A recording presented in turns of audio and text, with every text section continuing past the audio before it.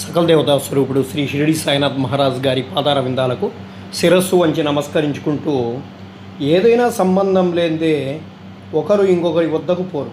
ఎవరు కానీ ఎట్టి జంతువు కానీ నీ వద్దకు వచ్చినచో నిర్దాక్షిణ్యముగా వానిని తరిమివేయకుము, వానిని సాదరముగా చూడుము. దాహము గలవారికి నీరిచ్చినచో, ఆకలితో ఉన్నవారికి అన్నము పెట్టినచో, బట్టలు లేని వారికి బట్టలని ఇచ్చినచో, నీ వంటి వసారా ఇతరులకు కూర్చునుటకు విశ్రాంతి తీసుకొనుటకు వినియోగించనచో నిశ్చయముగా భగవంతుడు మిక్కిలి ప్రీతి చెందుతాడు.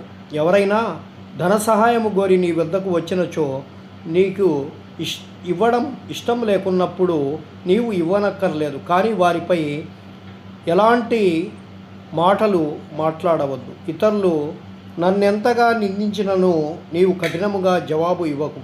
అట్టి వానిని నీవెప్పుడు ఓదార్చుకొనినచో